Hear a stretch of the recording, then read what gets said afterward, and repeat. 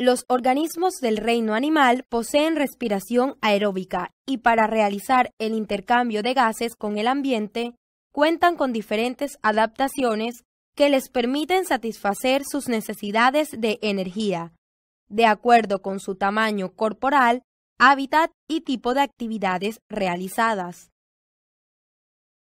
La respiración en animales puede ser directa, cutánea, branquial, traqueal y pulmonar. A excepción de la directa, los demás tipos de respiración requieren la participación de órganos respiratorios para el intercambio de gases. Respiración directa es el tipo de respiración en el que el intercambio de gases se produce directamente entre el medio ambiente y las células del organismo, sin la intervención de órganos respiratorios.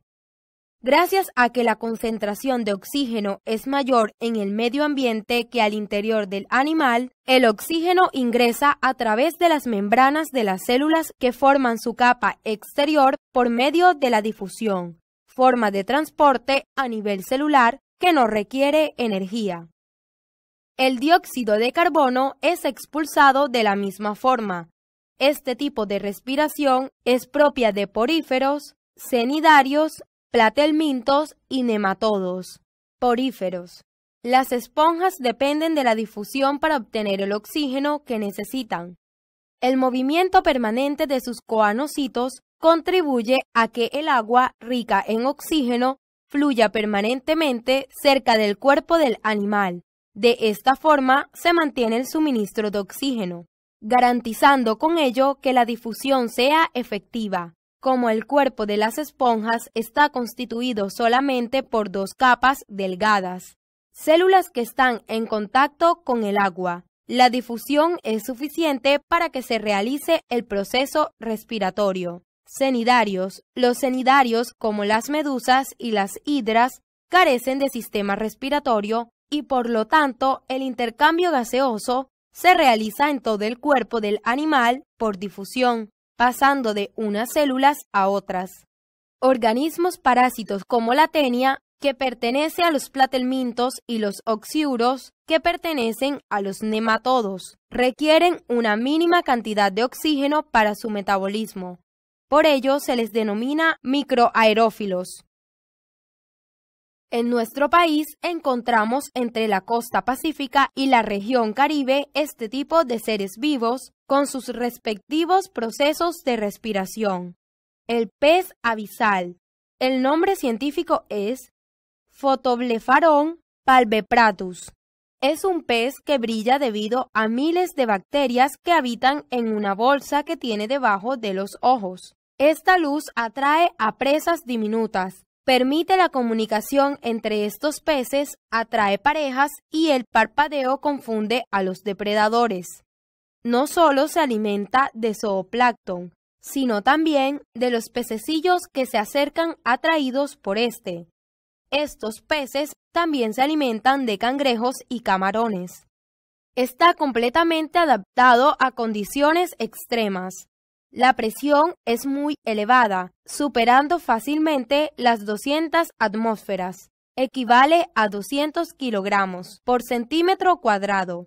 Si ponemos a un ser humano en tales condiciones, moriría de edema al reventarse los pulmones y vasos sanguíneos. La temperatura ronda entre los -1 grado centígrados y 3 grados centígrados debido a la falta de luz solar. Zona abisal.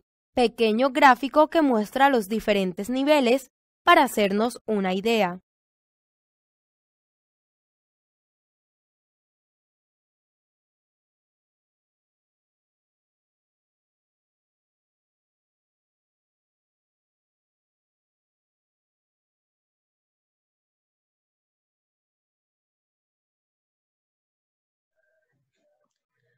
Continuando con el tema que estábamos trabajando, vamos a ver los mecanismos de respiración animal, especificando pues cómo funcionan los de tipo indirecto. Entonces recordemos que la respiración branquial se da tanto en peces, en algunos moluscos, en algunos crustáceos, como lo mencioné, el cangrejo, las langostas, los percebes, las gambas. Y En los anfibios, pero ojo, en los anfibios en etapas de la etapa larval. Quiere decir que viven en el agua. No cuando ya están adultos, sino en la etapa de larval. Vamos a ver cómo funciona entonces la branquia. Entonces, mira, los peces tienen un orificio por donde van a permitir la entrada del agua. Por eso vemos que los peces muchas veces están haciendo como abriendo la boca constantemente. Ese es su proceso de respiración. ¿Por qué? Porque ellos permiten el ingreso del agua a través de su boca y lo van a llevar directamente hasta las branquias. ¿Bien? Es decir, que dentro de las branquias van a haber una serie de hileras o unas filas muy finas con forma, como tú la ves, en B. ¿Por qué tienen esta forma? Tienen, o sea, dentro de estas hileras tienen muchas de estas branquias. Esto es muy fino, o sea, lo tendríamos que ver con lupa. Sin embargo, vamos a ver que dentro de cada branquia va a haber unos conductos sanguíneos. Entonces, lo que vemos de color rojo es la sangre oxigenada y lo que vemos de color azul es la sangre desoxigenada, ¿vale? Entonces, ¿cómo funciona? Mira, cuando entra por acá el agua, ¿sí? El primer vaso sanguíneo que vemos acá de rojo es el que va a captar el oxígeno, ¿sí? Lo capta y lo va a ir llevando hacia este vaso más grande, hacia este lado. Luego, como hay una circulación de la sangre, esa sangre desoxigenada pues se devuelve por el otro lado para eliminar ¿qué? Pues el residuo que quedó de las células, ¿verdad? Recuerda que hay un proceso de respiración celular y este va a ser transportado por la sangre, en este caso desoxigenada, rica en dióxido de carbono. Y por aquí sale, es decir, los conductos sanguíneos que están dentro de esta branquia van a permitir la eliminación del dióxido de carbono, mientras que apenas entra, tanto de un lado como del otro, permite captar el oxígeno. Ese es el proceso que ellos realizan, teniendo en cuenta también la circulación de la sangre de ellos. Vamos a ver acá la circulación, la respiración, perdón, cutánea. Entonces vemos aquí una lombriz de tierra. Yo les estaba hablando hace un momento de que el epitelio, esa es la parte de la piel de las lombrices, ¿sí? Está húmeda. ¿Por qué está húmeda? Porque es que esta humedad, esta cutícula, permite entonces que se absorba, ojo, no solamente el agua, sino que se absorba junto con el agua el oxígeno y permita irrigar a los vasos sanguíneos que están junto a la piel, junto al epitelio. Mira, aquí hay epitelio y este es un vaso sanguíneo. Entonces, la circulación viene por acá, la sangre es oxigenada, justo cuando hace contacto con la piel, el epitelio, capta el oxígeno y ya vemos acá de rojo la sangre oxigenada. Ese es el tipo de respiración cutánea. Miremos la respiración traqueal. Entonces la respiración traqueal, recuerda el ejemplo del saltamontes, se da en insectos. Vemos, por ejemplo, acá unos orificios en el abdomen de este insecto. Entonces, estos orificios tienen un nombre que se les llaman espiráculos. Míralo por acá. Entonces, en el espiráculo, pues por acá va a entrar el aire. Cuando entra el aire, pues simplemente va a llegar directamente a los tejidos y a las células. Pero recuerda, este es un tipo de respiración indirecta, porque debe haber un órgano, en este caso el estigma, ¿ven? Que permita la entrada de aire hasta las células. Es decir, no llega directamente a las células, sino que tiene que pasar primero por este órgano que vemos acá. Y esto es la respiración traqueal. No hay irrigación sanguínea en este caso, es decir, la sangre no transporta el oxígeno porque solamente pues se almacenan en unos sacos. Vamos a verlo en la siguiente imagen. Acá ya se ve bien. Bueno, entonces acá tenemos nuestro espiráculo, el orificio. Por acá va a pasar el oxígeno, o bueno, el aire. Y es aquí en los sacos aéreos dentro de los insectos donde se van a almacenar pues el oxígeno para luego ser transportado a las demás partes del cuerpo del insecto. En ellos no encontramos sangre, encontramos una sustancia que se le llama la hemolinfa. En este caso, la hemolinfa juega un papel muy parecido al de la sangre y pues este es el que va a permitir irrigar de oxígeno a las demás células. Vamos a hablar de la respiración pulmonar. Recuerden, animales con respiración pulmonar, todos los mamíferos, todas las aves, todos los reptiles, los anfibios en estado adulto únicamente y en algunos invertebrados como lo puede ser la araña o el escorpión.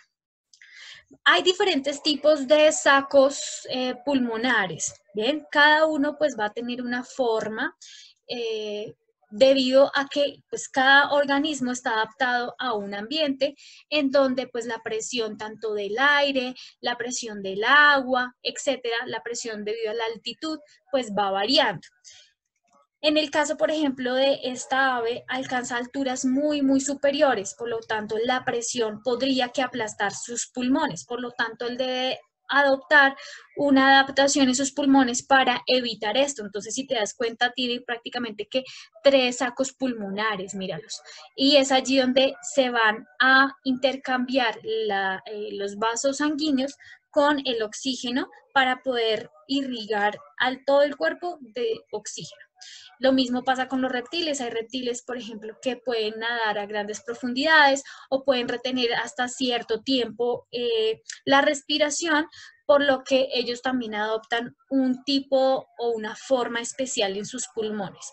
De igual manera, los anfibios y por lo tanto los mamíferos, de acuerdo también a su tipo de alimentación, a las estrategias que ellos utilizan para cazar y demás, pues requieren cierta velocidad respiratoria que se las permite, obviamente, la forma en cómo tienen esos pulmones.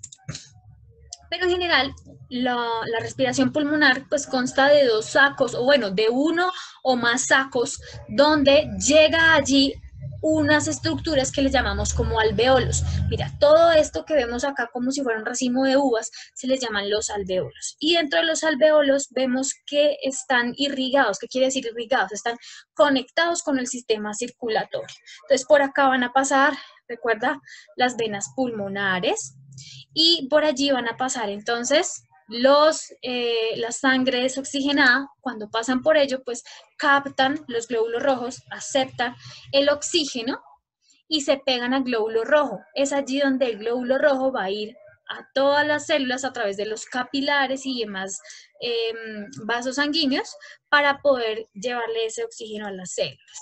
¿Qué quiere decir? ¿Que nosotros respiramos otros gases? Sí, nosotros podemos respirar otro tipo de gases que están en el aire, pero lo único que nos sirve es el oxígeno para poder cumplir las funciones de obtención de energía y respiración. En este caso, pues como te puedes dar cuenta, entonces los glóbulos rojos son los encargados de aceptar el oxígeno. Y el CO2 como producto de desecho de la respiración celular, que también pasa por las venas, entonces, y venas y arterias, entonces va a ser llevado hacia los alveolos también para que sea expulsado. Entonces aquí te das cuenta del proceso de intercambio, que es realmente muy sencillo. Hasta aquí llega nuestra presentación. Vamos a continuar con el ejercicio de la clase. Que tengan un feliz día. Chao, chao.